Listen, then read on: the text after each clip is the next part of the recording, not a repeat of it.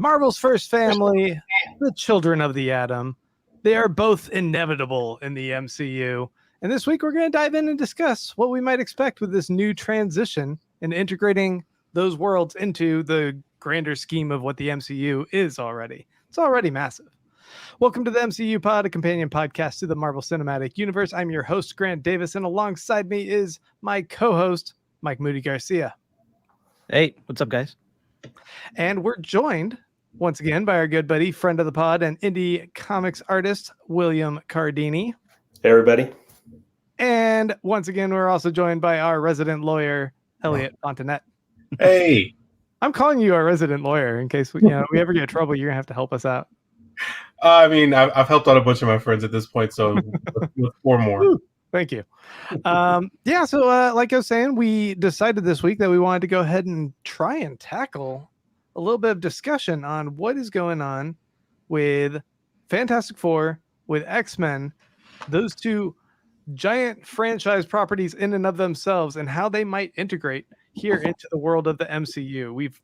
We've seen other iterations of those films and franchises, and we'll go into our thoughts as well about how those have already turned out.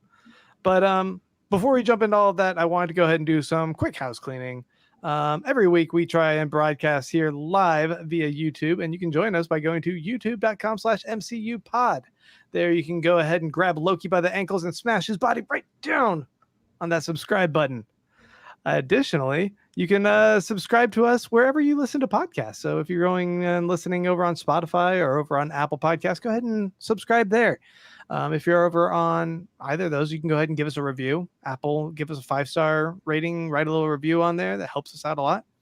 On YouTube, if you're watching live right now, you can go ahead and say hi in the comments. Nicole Jackson says, "Yay, Elliot's here." So, Hey. Yeah. And people are all in the chat joining us. It's fun that we do this live. We get to engage directly with you, and we would love for you listeners who haven't taken that opportunity to join us live to go ahead and jump on here. So stay tuned to the YouTube channel. We try and do these on Friday nights around 9:30 p.m. depending upon what works best for everyone's schedule.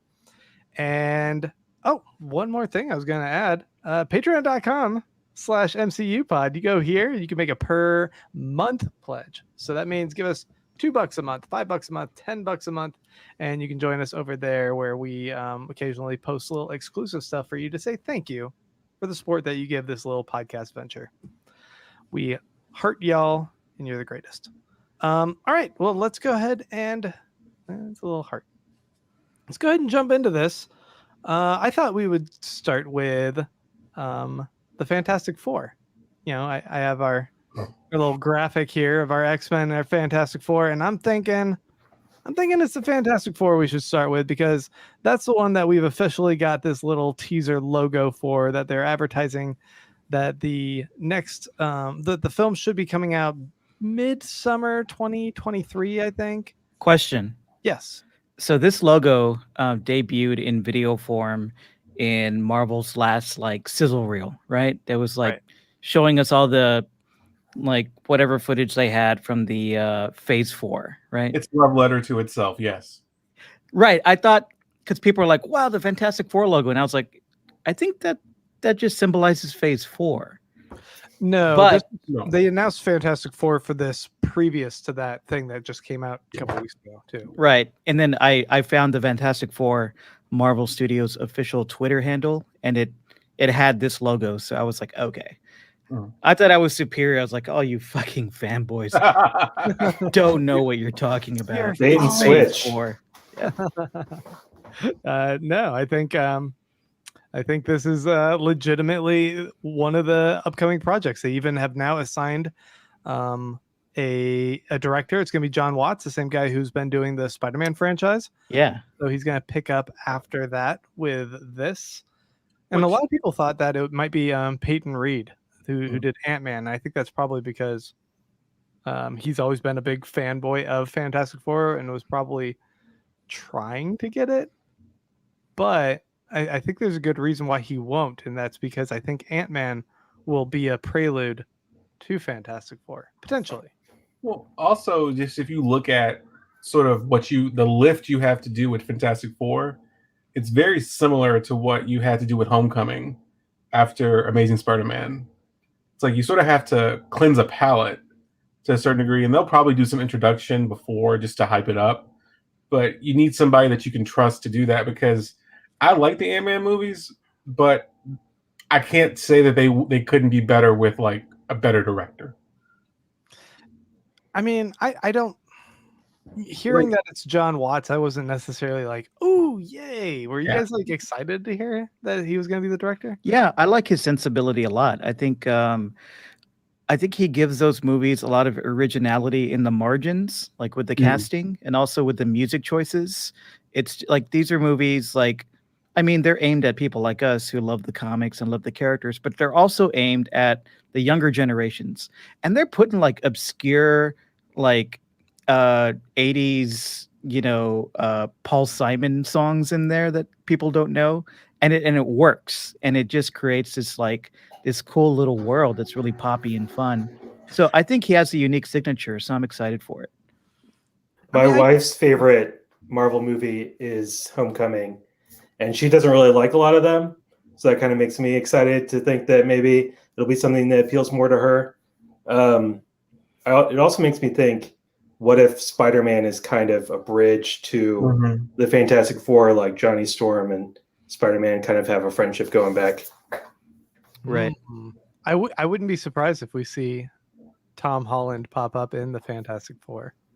Well, yeah, and one of the things that's so great about a lot of the opportunity to do these properties, sort of like the Amazon show. I know we're not supposed to be talking about it, but Invincible, it sort of, that show cleans up a lot of the comic books sort of sequencing issues, and Marvel does a lot of the same thing. They clean up a lot of things that, sure, it was fine for a comic, but they really shave off the rough edges. And maybe it starts off that Johnny Storm is like a classmate, and that's how they connect in. And it's like, oh, this is my dad Reed. He does a lot of he does a lot of crazy experiments now. What I would love is like a 50s period piece movie where they like something goes wrong, and the thing that gives them their powers sends them 70 years in the future. Like, that's what I would want. Yeah. It was already fun when we had Captain America be the man out of time, but now, rest in peace. We need we need someone else who doesn't get these crazy progressive ideas that are going on in our society nowadays. Becomes a big Trump fan. Oh God, Reed is just unrepentantly like causing insurrections and shit. Yeah, well, I mean, on that note, how do you guys think?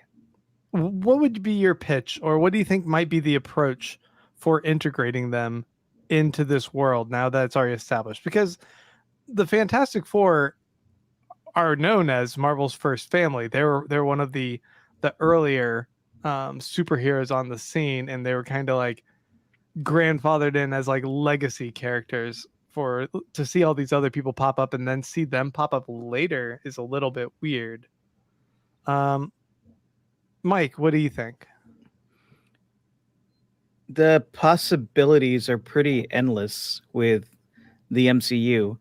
But if this is going to be a film, and it is going to be a film, not a series, right? Correct.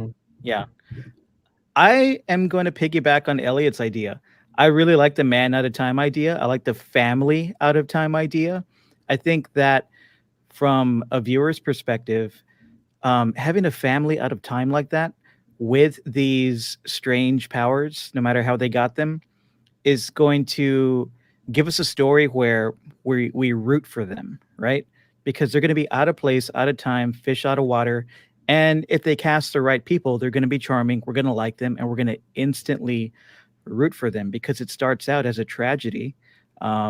They're taken from their home, taken from their time, thrust into our fucked up world of 2022 or whenever it's going to come out, and they're going to need some help. So, Elliot, please write the script. Oh, I'll give you notes. I'm here. You got my email. Let's do it. The script is going to look like a legal brief. All right, I'm not looking at that. Will, what are you feeling? I think it's interesting that both of y'all are into that, because to me, I'm like, they did it with Captain America. I want them to just start fresh, totally flip things up. You know, the Fantastic Four started Marvel Comics as we know it today, but let's just introduce them to this world and make it completely different, you know, and just I kind of want to see it just continue the story and just see how they could kind of bring those things in without going back in time. I mean, I guess I could see, you know, they're trapped in the negative zone or time travel or whatever, but I don't know. I kind of want to just see it move forward in time. And I mean, look, Will, I'll cop to it. That's the out of time thing is a complete cheat. Like that to me is an easy mode for that script because you're gonna get so much sympathy automatically from the audience. Well, I mean, Dennis McElwain says, "Man Out of Time" was barely a plot point for Cap, which, I mean, I think it did ultimately play into his overall story that he didn't feel of this world and he's still got the weight on his shoulders, but eventually he gets to go back in time to be with the love of his life. So I would argue it was somewhat there, but I guess they weren't constantly leaning on the fact that he doesn't belong in this era. He felt like he could be in any time. Yeah, I mean, it was talking about it, but you know, thinking about it, I had never really thought about that deep. It felt like the reason he was trying to get back was not so much he was out of time, as he's such a good person because that super soldier serum enhanced what was in you. Right. He just like, I found my dance partner. I got to go back. No matter what I can do. He was not that guy that's like, you broke up, go get another lady. He's not that guy. That's not who he is. He's not going to pick up artists. That's not his. No. I mean, but he and Black Widow definitely fucked in Winter Soldier off screen though, right? I bet you I would bet you money that canon he was a virgin when he went back to 1943. Yeah, the most he did was You're just probably right. kiss her niece and make out with her a bit. Yeah, even that, it's like, man, that's weird. Like, because he had to see her later in the alternate timeline. He's like, oh, how do I explain this? Well, I think one of the interesting things to think about is there was already a period piece Fantastic Four that was done perfectly, which was called The Incredibles. Basically, they had this family that was in this mod 50s, 60s kind of era. The Archer, had a lot of the same timeline. Hmm? The Archer timeline. Yeah, it had a lot of the same properties and characteristics of the Fantastic Four. You got the person with invisibility, the person who the little baby can turn into fire, stretchy and super strong. So it was, you know, for all intents and purposes, the Fantastic Four. But you know, I'm still there with you guys. I like this idea of the Fantastic Four being kind of brought into this world, and that's where I kind of think that the multiverse might be a little bit more at play, because one of the movies that I think is going to be coming out right before, I know Guardians of the Galaxy is going to be the one like right before Fantastic Four, but I think Quantumania might actually play a part in it, because I think that the quantum realm, and we saw like Wasp and Ant-Man in the quantum realm at one point, and we saw like in the background, like there was this like city, this tiny looking little city. And we already also know that King the Conqueror is going to be playing a role as one of the big bad villains, and King the Conqueror kind of conquers people throughout different times and dimensions, right? That's kind of my understanding. I think that someone else had proposed this idea that the Fantastic Four might be trapped in that little city we see in the quantum realm. And they went exploring and were forgotten in time. These explorers from the 50s or 60s that went out exploring in space, and they got trapped in the quantum realm. They got powers, but it will take the events of either Quantumania or King the Conqueror, whatever's going on there, to bring them out either into our modern era of this world, or they're going to cross the multiverse into this world. And I think they'll already have been characters established that will kind of like see a flashback of how that happened with them. But now they're trying to figure out their own place in this modern era and our MCU. That's kind of my thought. I mean, I think that makes a lot of sense because Marvel likes to they always want to earn everything. Like they're never like they had an entire 6 episodes just to show a brother picking up a shield. So I mean, they want everything to be earned. So I mean, I can see that happening. I think that's a good idea. But I wanted to hear, Will, you had like you wanted to like completely be redone. You were talking about. I just mean the idea of the Fantastic Four is foundational to the Marvel universe. Redo that part, and they're just this new thing that's introduced, and maybe, I mean, Reed's a genius. He does all these things. Like maybe he kind of like changes a lot of things up with the world building, and they have a big impact on how things work. I mean, this is what we are already dealing with. We've had modern takes on the Fantastic Four, and they've been the first one was okay. It was not bad. Yeah, it was. No. Chris Evans alone in that movie, when he has his big climax in the movie, is really, really good. Like I think they got Captain America. There's definitely some positive elements to those first 2 movies. They're really fun to watch. They're not great, obviously, but a little bit of the kind of comic Marvel template is in those movies. Of course, they feel a lot more like late 90s bad superhero movies, even though they came out in the 2000s. But and also the Silver Surfer movie had like the way the Silver Surfer was rendered and visually, and the way Doug Jones played him and the way he worked into the story was actually really good. So there's some good stuff to those first 2 movies. Doug Jones is great. Yeah. Nicole Jackson says, I just want them to make it so that those of us who didn't read the comics understand what's going on with Fantastic Four. Yeah. They'll make it accessible. Yeah, I think that's one of their higher priorities. They don't want to ostracize a big chunk of the audience. And for my part, I haven't read a whole lot of Fantastic Four comics either, so I'm not super well versed. I mean, Randy's going to come murder me, but there are some good runs, but there are not many good runs of Fantastic Four. I know. Will's my heart. It's funny. I've been rereading some of those early Jack Kirby, Stan Lee ones, and Jack Kirby's my hero, but they're pretty bad. There's some bad moments, and there's a lot of sexism. Yes. Sue Storm is treated horribly by everyone in the family. There's an issue where, I kid you not, the Thing spanks her, and it is very cringe. It's very cringy. It's so bad. And guys right here.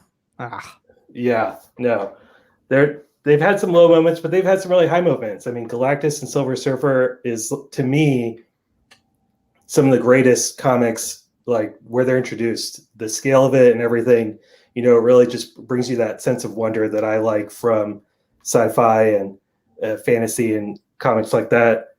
Okay, sorry. Go ahead. No, I'm talking more like the last 30 years, because like the direction comics have taken, especially Reed, in the last, say, 10 to 20. Because if you look at the 90s was so much X-Men. Like the Iron Man, Captain America, Fantastic Four, they were all relegated to this like little side table called Marvel Heroes, and really didn't get a lot of attention. And then if you look at the last 20 years, it's been like, well, Reed is bad. Reed is he has too much power. Yeah. And like they really haven't been able to let go of that bone.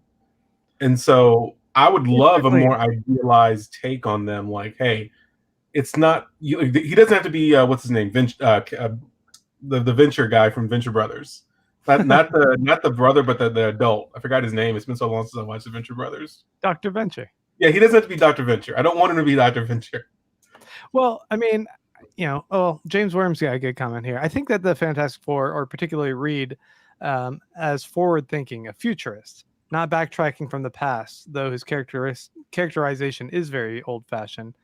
Yeah, I mean, I think it's interesting. He's brilliant, but he's also a kind of a narcissistic sociopath to an extent with how he's been characterized more lately. And I'm not opposed necessarily to that, because I think we have a lot of different takes on heroes and the nuances of them. And I think someone who is, we've had hot-headed kind of egomaniacs with like Tony Stark and Star-Lord. He can be a bit of full of himself as well, but I think that the magnitude of superiority, of intellectual superiority that Reed will provide will in itself be really interesting for all the other characters to just play off of and be annoyed by.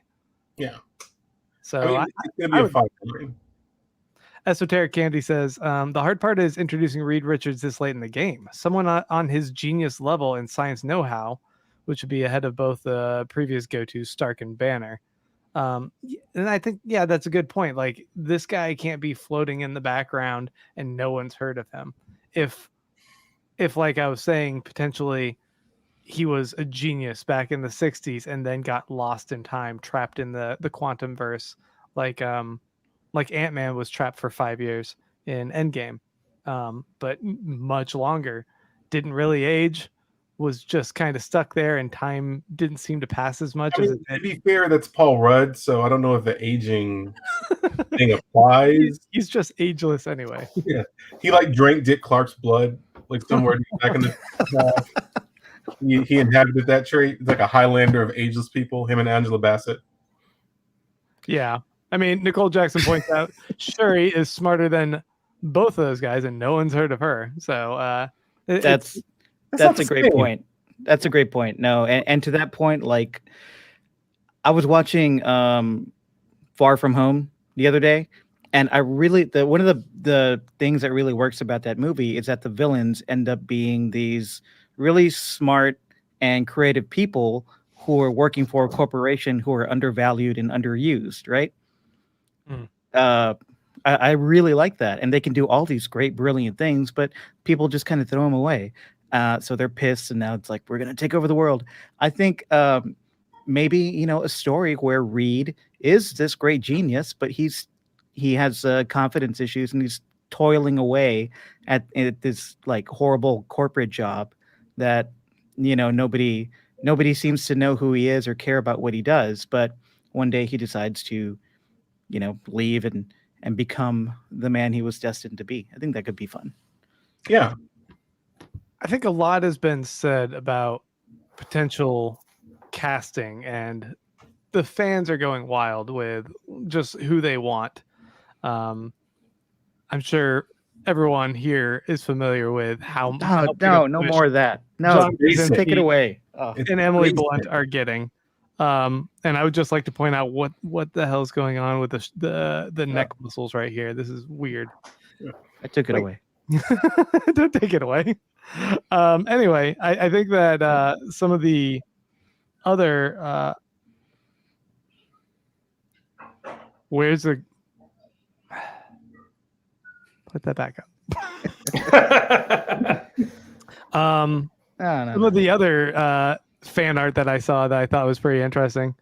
We're gonna just drop that guy.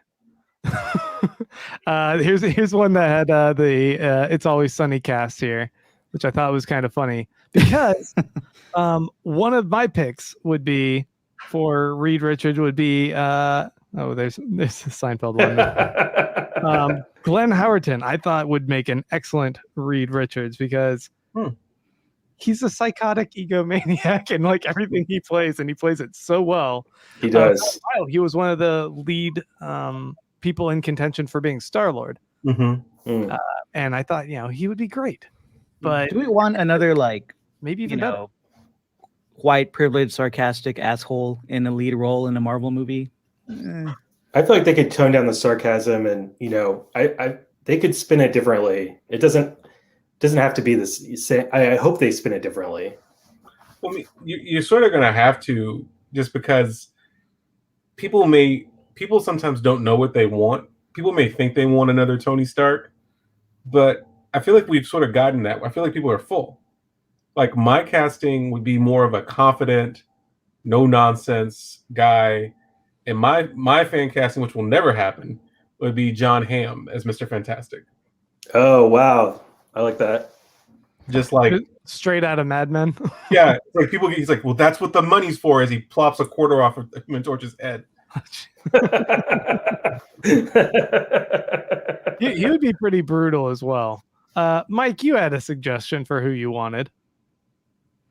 Oh yeah, I have a really unpopular Twitter thread about this whole fan casting for the Fantastic Four, and I'm not super into fan casting. Like, it can be fun, but it's also kind of pointless, right? Because the studios are going to pick who they're going to pick, and often their picks are pretty good, especially if we're talking about the MCU. Like the more popular fan casting campaigns you hear about for these superhero movies are kind of just fueled by people who have a limited scope, and they always seem to pick the most obvious or really just the most unsurprising or uninspiring choices.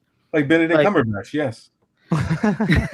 But I like John Krasinski, I like Emily Blunt, but I'm so sick of seeing people on Twitter fan cast him as Rita Richards and Sue Storm. Like, and I'm sick of all that weird conceptual art like you showed, especially when it gets picked up by these clickbait sites with headlines that it's like, reveal John Krasinski in costume as Mr. Fantastic, and it's like a fan. Yeah, it's like that. No, the whole Seinfeld cast is back, man. They're all back. That is brilliant. Pretty good.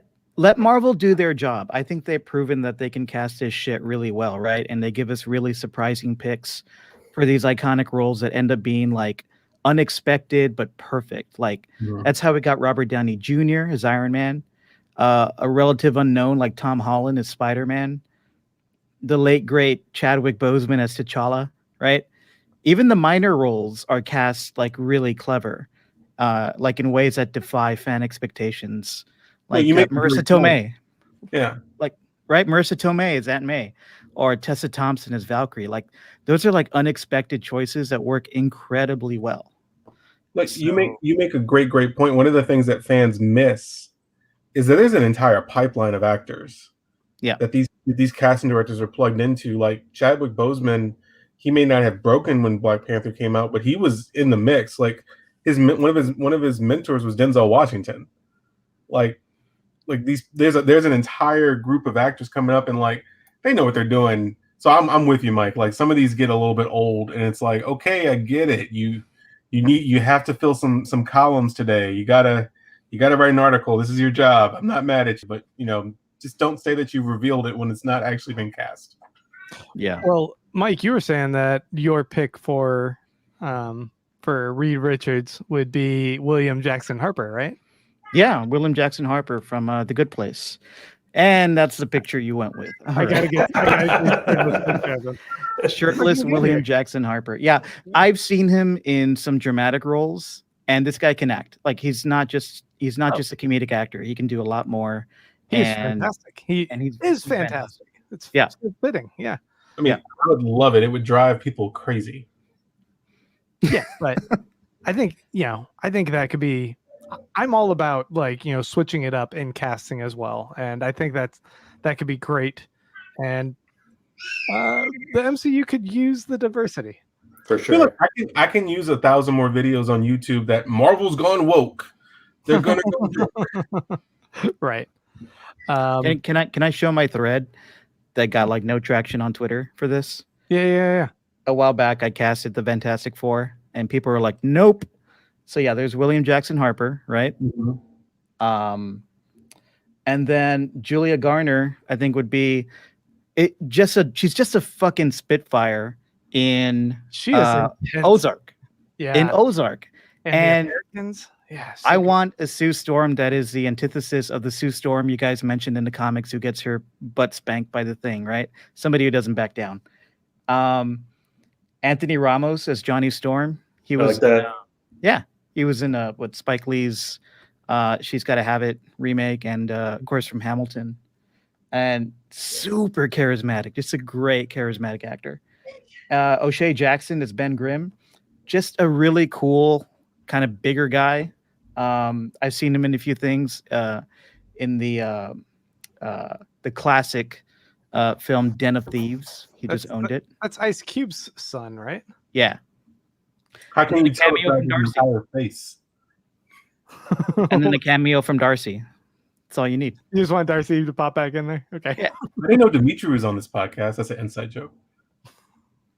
Dimitri was on this podcast that's a right. couple weeks back. I had to send him a condolences card, by the way. I had a few other people that I was also, just kind of fantasy casting. I just also really like Kristen Bell and everything that she's always in. So seeing her as Sue Storm could be great. I don't know this guy's name. He's the asshole in Stranger Things. Yeah. And I was Billy. like, His name's Billy. Billy. He's Billy in Stranger Things. And I'm like, he's a hot-headed asshole and he's young. He could be a Johnny Storm just because he's an asshole. And then I saw a lot of people talking about Terry Crews as Thing. And I just want Terry Crews in stuff all the time anyway. I just like him.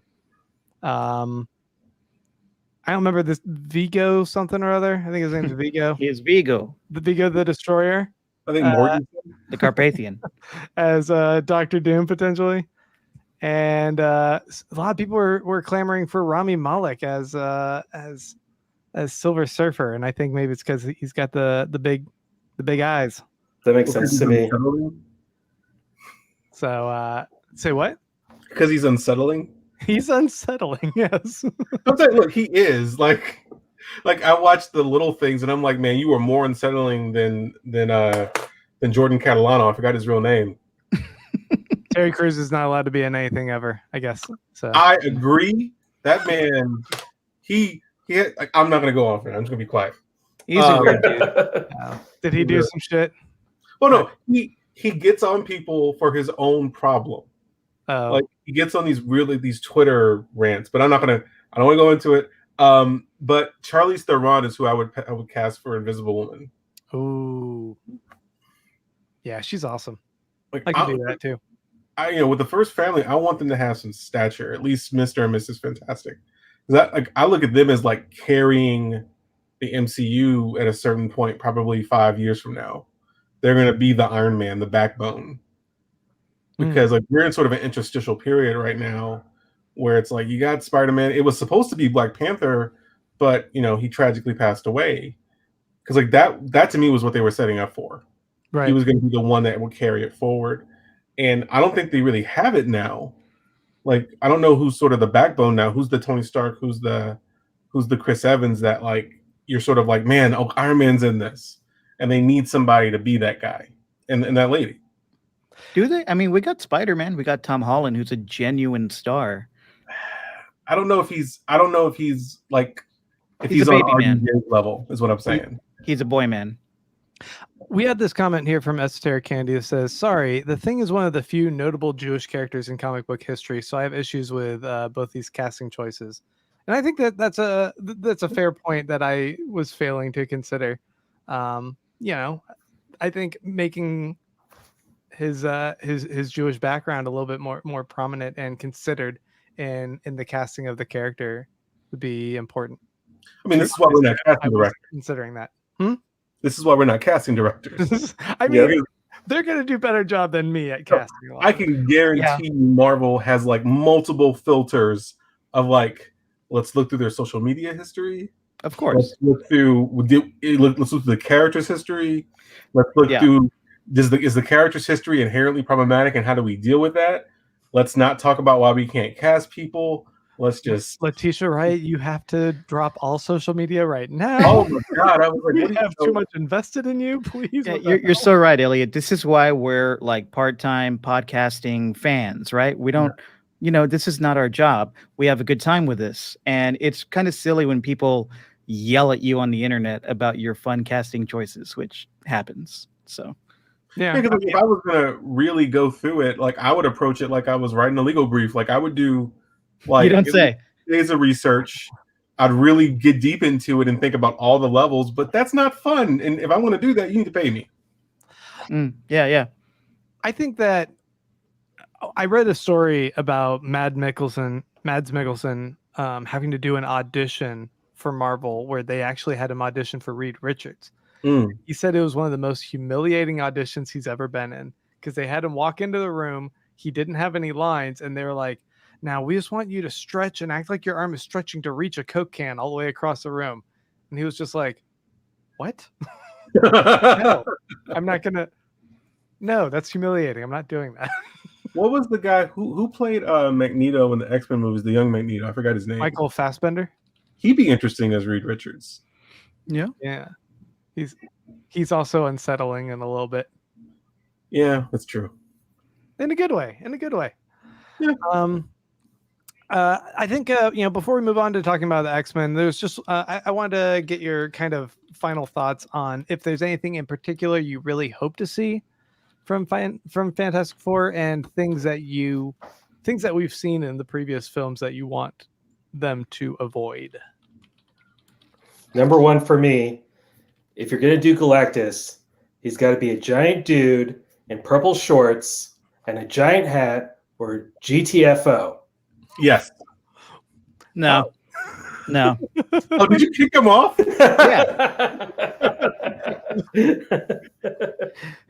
Your take is valid, sir, but I disagree. Cloud only. It's like Mike Thanos over here, just snapping people out of existence. So it has to be a giant humanoid guy just kind of floating through space, going, planets. Ow.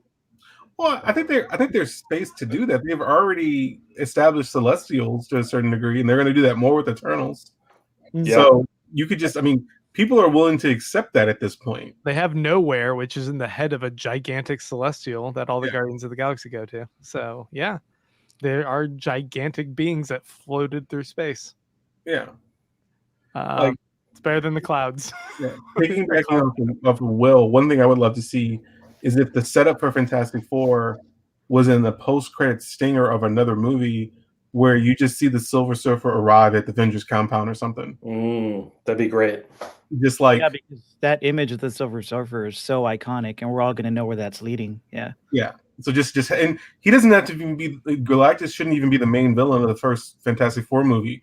It should be that much of a notice is given of, you are within my master's purview now, just so you know your days are numbered. Like, that's what I would, that's what I want. But what I really want them to stay away from is they cannot make Reed Richards, and I don't think they will, but they shouldn't make him another Iron Man. That's not his role. Like, Spider-Man, whether people like it or not, I like it. He's sort of serving that space now. He's not going to be exactly the same, but he's sort of gotten that energy especially from Far From Home, where they show him making his suit. There shouldn't be suits. That is not Reed Richards' thing. He is high science, crazy science. Just let him be Reed Richards. Don't try to recreate RDJ, because that was special. Like, him and Chris Evans are some of the best casting I've ever seen. You're right. Do you guys want to jump over and start talking about the X-Men?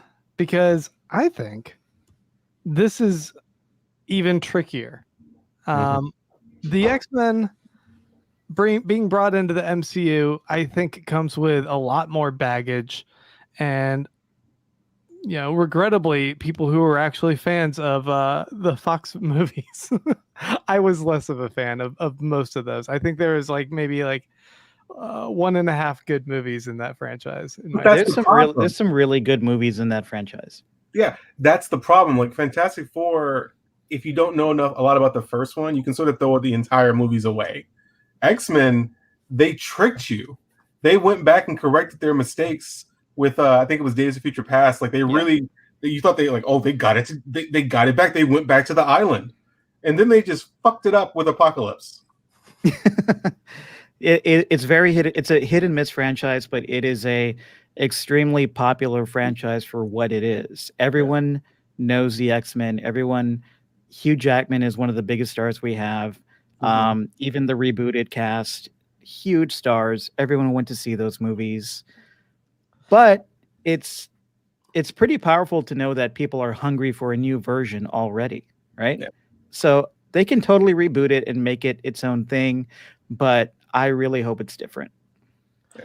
I mean, Hugh Jackman was easily the standout. Remarkable casting there.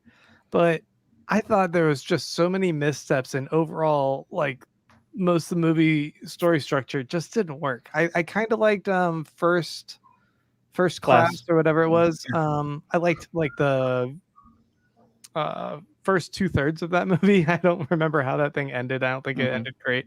And then Days of Future Past was pretty good, but otherwise, I don't know. I mean, looking back at those first few movies, now that we've seen what Marvel's been able to do with the MCU, it's kind of embarrassing. It's. Oh, I mean, I don't think so. That's fair though.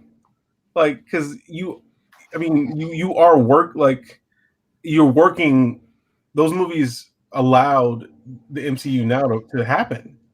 It's like they didn't know what worked. They had to sort of figure out. Okay, people really will take like colorful costumes. Okay, we can do that now. Because I think Kevin Feige worked on the first few X-Men, and he had to fight for anything comic accurate. So I mean, it's like it's like one of the reasons I don't like when people really bag on the Ben Affleck Daredevil. It's like, well, they didn't really know what they were doing. Blade walked so that the X-Men franchise could run, so that Daredevil could soar, so that the MCU could. I mean, what were you expecting back in the early 2000s when the first X-Men movie came out? And it was a gamble. What they delivered was a really tight story with a lot of personal stakes. That was a pretty good thriller, and a pretty good low-key introduction to this crazy world with some genuine stars, and a star they plucked out of obscurity to become one of our biggest like pop culture memes. Like, they did a fucking good job with those movies at the beginning. Okay. I mean, sore spot. I guess. When you put it like that. Well, here's the age-old question. What's your ideal X-Men lineup? If they're gonna bring the X-Men in here, which team do you want to see first? I got a hot quake. Take it away. What'd you say? I got a hot quake. Oh, hot quake. Hot quake. The first X-Men movie, honestly, the first two should not have Wolverine in it. Yeah. Like, the X-Men need to be their own thing, and when you put Wolverine in it, it becomes Wolverine and Friends. Yeah. Does it need to have Professor X in it? Yeah. Yes. Yeah. At least a little bit, but yeah, just. And I love Wolverine. Like, I watched the one where he goes to Japan a lot. That's my favorite one. But it's like, just he's too big of a personality. You need to let the X-Men establish themselves. A Wolverine movie? Yeah. That's your favorite one? I mean, I like a bunch of anime, so that's probably the reason. So judgy. Just straight up. Like, dang, Grant, you're hating on everybody's taste today. Oh, you like that one? No, I'm gonna. What's wrong with you? I like it because I really just want to go to Japan, and I'm like, oh, it's superheroes in Japan. I'm good. Elliot, I also thought that one was good. Grant doesn't know what he's talking about. I don't. I'm so negative on the X-Men. I felt so disappointed in most of those movies. And I'm like, do you see what the MCU is doing over here? What are you doing with this franchise? What is the Dark Phoenix? Like, how many times do you have to mess up the Dark Phoenix saga? The best Dark Phoenix on TV is the Fox animated cartoon series. Oh yeah. Yeah, this one. It was awesome. Never topped it. No. Will, what is your ideal lineup? What's your ideal X-Men crew? I was gonna say the second. Let's say you get 5. You get 5 people. I get 5. Okay. I think Jean Grey, Storm, Cyclops, Nightcrawler, Colossus. Wow. Okay. Elliot, what do you got? I got Cyclops. You good job with it. Gotta have. I'm just looking around my room, see if I can find another one. You gotta have Storm. Oh yeah. I would say Cyclops, Storm, Jean Grey, Beast, and Iceman. Like, that's classic. A good sort of nucleus, and then you can build up from there. Maybe even Nightcrawler, but he might be a bit much. Like, I just want them to really let the X-Men breathe. Not like it should be like a small movie at first. Like, let them show more of a smaller thing they're dealing with than like, yeah. Well, because like I think they could be their own wing of the MCU, sort of like you got Guardians of the Galaxy be their own thing, and they come together for the mega team up. But they shouldn't just be a part of the regular MCU melange. They should be like, oh, y'all are time traveling freedom fighters. Y'all do your thing until we need you. Like Guardians was. like Yeah. off doing their own thing. Yeah. Mike, you got your core 5. You got Yeah. I love one me some person. Cyclops. No justice for the Cyclops movie version yet. So, Kitty Pryde, I think would be great. What's happening with Grant? Okay. He's looking for his action figures. Oh. Kitty Pryde. Oh, we all love Cyclops. All right. I do not have I don't have a Cyclops. I only have a Weapon X Wolverine where the adamantium's coming out of his skin. You That's don't cool have too. one close at hand that you can just reach over and grab? I don't. Oh, for shame. Well, my first pick for the lineup would be Kitty Pryde. I don't have a Kitty Pryde toy, but especially how she's depicted lately as this like The pirate. super sharp but grounded leader who happens to have a cute pet dragon. Like that's fun. I know we've seen him a lot, but Beast is a favorite of mine, but make it like an old man Beast and like dial up the disparity between his like intellectual pursuits and his like intimidating beastly physique for comedy. Like make it more of a gag. I think that would be fun. We're doing 5, right? 2. Yeah. I don't know. Fuck Jean Grey, fuck Mystique, fucking Iceman. Okay, who do you marry? Yeah, I was like, I marry Jamie Madrox, the multiple man. I think he's nice. if he's depicted like as the acerbic kind of grounded detective from like the X Factor comics, that would be cool. I mean, we already got a bunch of utility. I'm just saying. We already got Cable in the mix because of Deadpool. He's a fun character. The way Josh Brolin plays him, bring him in. I think we're good. And they shouldn't recast him. They should just be like, you seem really familiar and I don't like you for some reason. Yes. So I think the question is, how do they intend to integrate the X-Men then into this universe? And it seemed like they were dancing around a whole bunch of opportunity for it, but they haven't formally announced when the X-Men are going to be joining this universe. So I wonder if I kind of feel like the thing that the MCU might try to do is something similar to what they did with the Infinity Stones, but with X-Men, with mutants, where they have characters that pop up that start showing abilities, but we're not sure exactly how they got those abilities. Kind of like how they have these stones pop up in the background of other plots going on. And then like Scarlet Witch. Something here has changed on this planet. Was it Thanos' snap that suddenly people are, when they're going through puberty, they're starting to develop these powers? Or was it that, WandaVision or something with her, maybe in the, what was it, the Multiverse of Madness, Doctor Strange movie that's coming up? Maybe something between her and Doctor Strange causes some sort of rift in the universe that suddenly people start popping up with mutant powers. However, that won't explain why we would have Professor X and Magneto as this older generation that already had abilities. So I'm not sure exactly like what might be the best way to approach integrating that. It's a big world building change, and it really, because once you start thinking about, mutants can pop up with powers anywhere, it just changes a lot of things. And, it's like, why aren't we seeing these people all the time? But I do like your idea of Scarlet Witch somehow causing mutants, because in the comics, she does the opposite, and she like gets rid of all the mutant powers in one big storyline. Right. And so if it was kind of the flip with WandaVision, that could have been cool, but I guess it's too soon for that. And one of the other big issues that they would want to explore with mutants is that they're a persecuted people, and we're now in a world where superhero powers are pretty commonplace at this point. Everyone's familiar with the Avengers. Everyone's familiar with all these other people getting powers. So what is it about the X-Men that they would be outliers that would be persecuted for this? Yeah. Well, I mean, it just goes to, there's a difference between, taking a super soldier serum or getting bit by a radioactive spider or making a super suit. It's that this could happen to your children, and it's not always pretty mutations. Right. I think that would be what they would have to kind of underscore. Am I coming in quiet?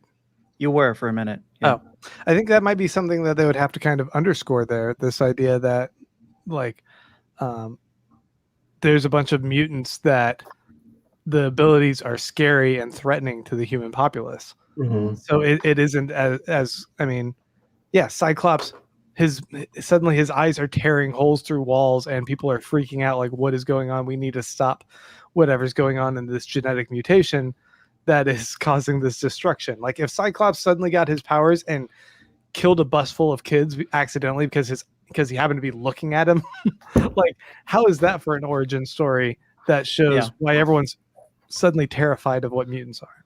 Or the mutant gene is a side effect of just off the top of my head, the coronavirus. And it happens to those who don't get vaccinated. Because fuck those people. That coronavirus, man. It's a barummer. I was like, Corona. Yeah, I tell you, like, what I would think is, like, just off the top of my head, because if you really, what I would do is I would have it to where the problem also from time is like if you want to mimic the civil rights movement, as time goes on, we're getting further and further away from that. So it's harder and harder to have Professor X and Magneto be from that time. And so it's like you would probably want to shift them to where they were coming up in the early 90s maybe and watching like Rodney King stuff, like what happened there. And what I would do is I would say the mutants have always been there, but they've been in such small numbers that you could either be isolationist, like say Magneto's crew is, or you could just integrate and just hide, like maybe Professor X would do. Right. And then the Thanos snap are Eternals, which I think they might use something that happens in either Eternals or there's just the easy one's the Thanos snap. It activated latent in a larger percentage of the population to where you can no longer hide, and so that piece is broken because now you have to make a choice. Like it used to be, it'd be 1 out of every 10 million or something like that. That was a mutant. Now it's like 1 out of every 1,000. And now the numbers are big enough. We have political power now. Right. I thought, James Worm's saying something similar. The idea of like the X-Men are underground. They're hiding. They're saving other mutants and putting them into hiding from feds and whoever is trying to round up this mutation thing and trying to squash it. And Nicole Jackson brings up an interesting idea of maybe the X-Men starts out as a television series and evolves to a movie, kind of like WandaVision. And I think the opportunities that a television series would give to developing the X-Men, we've already seen, how they have to try and cram in all these origin stories with a big bad and everything into a movie. I think a television series would give them a lot more room for a lot of interesting origins of these characters that, deserve more time. Yeah, for that to be explored, especially considering that's like the whole MCU, like, operation is that they use a single movie to develop each character's origin story, and then they have the Avengers assemble. Yeah, like give me like a Cyclops and a movie, a Storm movie, like a Kitty Pryde movie, or a TV series. Like there's so much material there. You don't really need to start off with just a full X-Men movie. Like it would be great if it was like the X-Men was like the Avengers, and you would just sort of follow these characters individually until they came together. Right.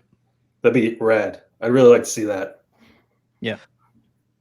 So yeah, once again, like nothing's really known about how they're going to approach this. It's just that they now have the ownership rights, and it's assumed that they'll eventually get to the point where they're going to bring in the X-Men. But they've already brought in Madripoor. We've got Madripoor. Is Deadpool officially in the MCU yet? Yeah, they're going to do something. Like, I think I read something that they're going to like have him comment on it as like the way to bring him in. He's like, it's something like where he like I read a bit, and this could have been just a fan thing where he can't curse. He's going to get bleeped out every time he tries to like curse over one F word. What is this? Yeah, okay. Like I think that'd be great if you buy the DVD and it's all just Ryan Reynolds giving the Deadpool director's commentary or whatever. Like the Ben Affleck director's commentary on Armageddon. Yeah. Although you'd probably want to see him too.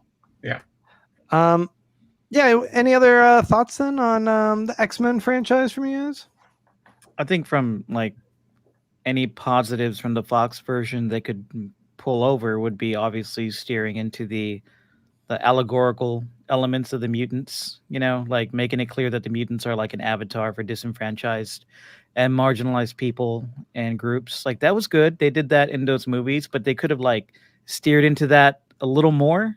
Mm-hmm. I think hopefully the MCU will push that a lot harder and do it with some more grace and style than those other movies did.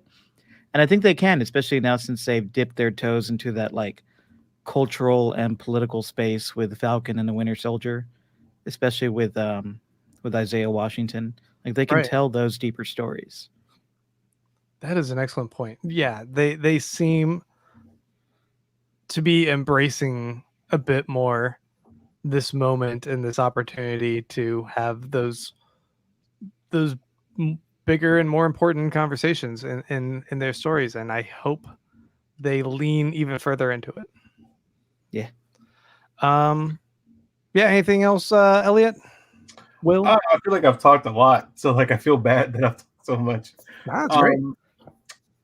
I just don't. I'm trying to think of it because like I as a bit of a background, I have every Marvel art book since Iron Man, like the art of the movie, and I've sort of forecasted out. I'm gonna have like 50. I have 23 right now. I'm gonna have 50 by the end of next year because there's so many Marvel properties coming out, and just that just makes me think of there is no reason for them to rush. Like I think it was Nicole Jackson. I think a limited series that's just mutants. It's not even the X-Men. Maybe it's like very like lesser known X-Men like I-Man, and like there was a guy who went translucent and gave you an ice cream headache that was in one of the runs. I forgot his name. He's so obscure. Like that's Grant. No, Grant's power. He looks like Elijah Wood. That's Grant's power. You know, I was looking at other casting, like fan casting for X-Men, and a lot of people were saying Daniel Radcliffe. And I was like, that's ridiculous. And then I looked at some pictures of like Daniel Radcliffe now, and he's hairy and he's super cut. And I was like, what happened there? When did that guy start doing push-ups too? Huh? And he should use another franchise. And he's short. He's short. He could be a short Wolverine. Wolverine's supposed to be short. And he's got a Harry Potter-sized chip on his shoulder. He does. He's got to get out of the shadow of that and jump into the MCU. Yeah, typecasting. Will, any other thoughts on it? I agree with Elliot. I want them to take it slow. I mean, I'm like, I was happy that there were no X-Men in the MCU. I could be happy with them never being X-Men in the MCU. I mean, we've had so many X-Men movies already. The thing that excites me is when I see something that I never thought I would see in a movie from a comic book in a movie. So that's where I want them to lean. What's the thing from the X-Men franchise that you're like, they would never make this or put this on screen? Is it the space stuff that they left out of the Phoenix Saga or the Shi'ar Empire and all that? Yeah, I got one Marvel things. The stuff they're doing right now with Krakoa, I could never see them do on a movie. Because it's just so out there.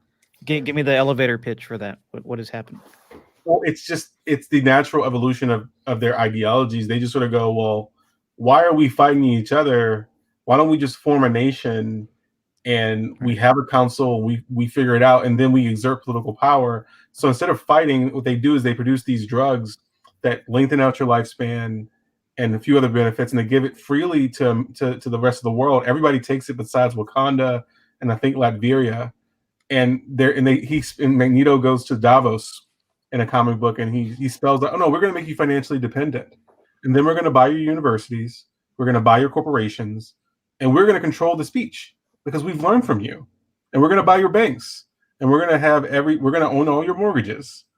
And it's like that, like political power, and like, yeah, that's what you would do if you really want to be safe, because that's real power, not like hey, I can make beams come in my eyes. You know, if you can dictate world policy because you control the drugs that are going to lengthen people's lives, that's a lot of power.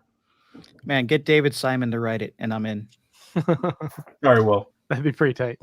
So, if oh. you guys ever read Generation X, that Yes. has some of the most out there characters and storylines. Like Chamber, he doesn't have a mouth; his like face is constantly on fire. And then there's this character, Emplate is like the main.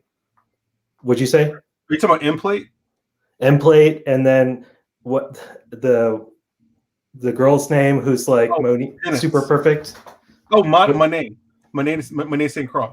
Yes, like, and the resolution of that is the most insane thing I've ever read in comics. And if they put that on screen, it would blow my mind. I mean, there's already been a Generation X TV movie, so it's there. Right. But it gets pretty wild. Yeah. And there's also Spiral, who has like 4 arms and 4 swords, and then Mojo, and it's some like TV world. Oh yeah. You know, that'd be wild. Will Morris makes a good point here that Daniel Radcliffe doesn't have the voice for Wolverine, and I would just like to say, did you guys see that movie where Bradley Cooper is the country singer? That dude took voice lessons to drop his voice like 4 octaves in order to do that movie. I got a bad case of depression. I'm probably gonna die soon. And you know what? Radcliffe could do that. Yeah, I wouldn't worry too much about the voice. Like these. I mean, one of the things that you don't realize, especially if, like, I've been in literally 3 plays in my life, so really not a theater background. I'm talking about like 3 school plays.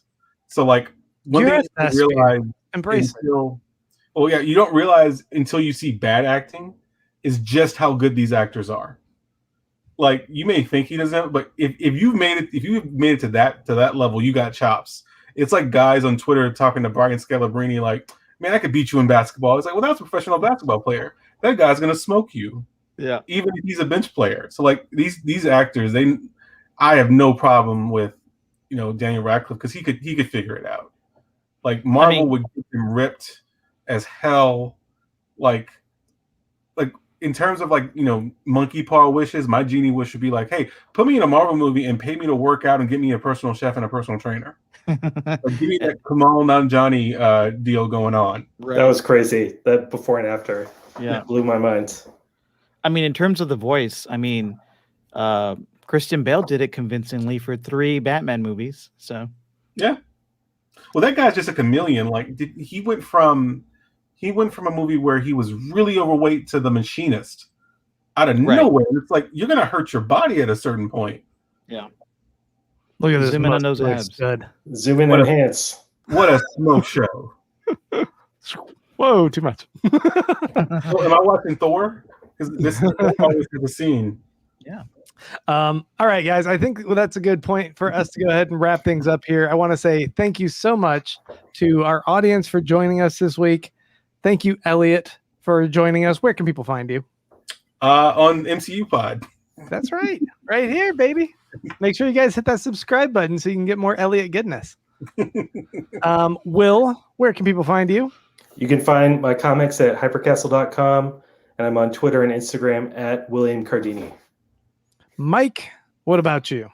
Follow me on Twitter at Mike Moody Garcia. You can follow me at Baron Von Grant on most places. You can follow our YouTube live show at youtube.com/MCUpod. You can follow us at MCUpod over on Twitter and Instagram. Shout out to James Worm for helping us on Instagram. And you know what? Next week, I'm not sure really what we're going to talk about. We'll figure that out in the time we have before next week. But if you guys also want to help us out, you can go to patreon.com/MCUpod and make it that monthly pledge of like $2, $5, $10. And we appreciate all of the support you guys have given us there so far. Yeah, this has been a lot of fun. This is a good discussion, guys. I appreciate you guys joining me here. And I guess if we're done, what do we say? MCU later.